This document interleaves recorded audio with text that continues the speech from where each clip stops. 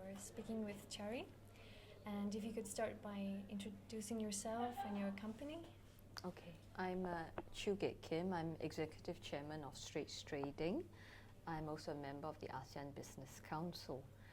Straits Trading is a very old company, 124 years old, but we took it over in 2008, and it has been, operating in essentially in what is today described as ASEAN. But being such an old company, it was operating in Singapore, Indonesia, and Malaysia for a very long time.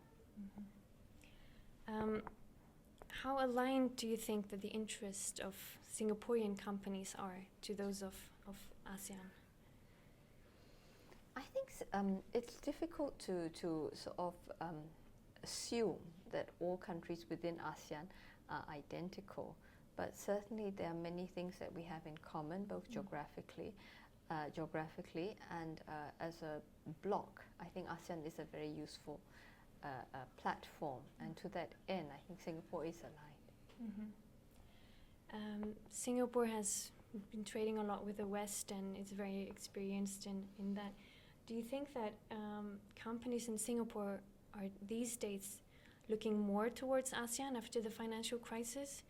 Do you think it's to keep kind of a... Yes, I think Singapore is looking more towards ASEAN for a variety of reasons. Mm-hmm. First of all, we've seen, it's not just because of the financial crisis, but because we've seen increased prosperity within ASEAN. Mm-hmm. Singapore is unusual in that being a small country, its GDP per capita is very high. Mm-hmm. As we see our neighbors prosper, you can see increased potential within ASEAN. Mm-hmm. Indonesia has very high growth rates, as does Malaysia. And as the countries prosper, these are countries that make sense for Singapore to deal with. Mm-hmm. Over and above that, we've also seen increased demand for commodities. And ASEAN is very rich in commodities, mm-hmm. whether it's wood, or palm oil, mining resources, and so on. Sorry, mm-hmm. not wood, forestry. Yes. And Singapore has a very specific position in ASEAN. Do you think it could be a certain lead or serve a specific role in the ASEAN integration? Singaporean companies? I wouldn't say a specific role, but I think it can contribute. Within ASEAN, Singapore is small. I mean, from the standpoint of population, geographic mass. Singapore is interesting in that being a hub and being a very open economy, I think it's often in a very suitable position to speak up, mm-hmm. Both to the West, to East, to China, and to India. Mm-hmm. Yes. Do you think the formation of AEC will change something for your company?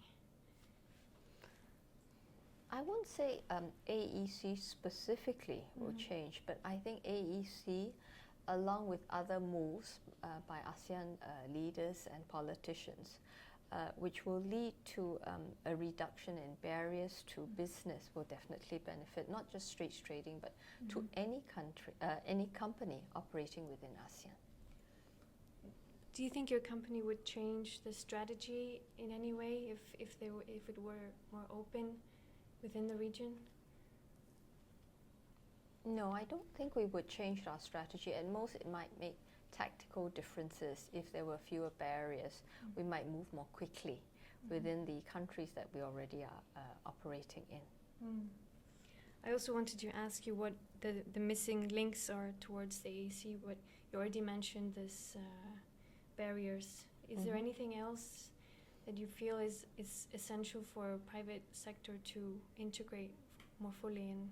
No, I think AEC has all the ingredients. I think the issue is not any missing link. The issue really is the pace at which it tries to realize those objectives. Do you think companies in not only Singapore but whole ASEAN are ready for AEC? Do you think they are even thinking about it or considering? Companies are not thinking about AEC. Mm. They're definitely ready. Companies, by their very nature, tend to be more flexible, quick to respond. I think when AEC realizes its objectives, the companies will respond very quickly. And they will be ready. Mm.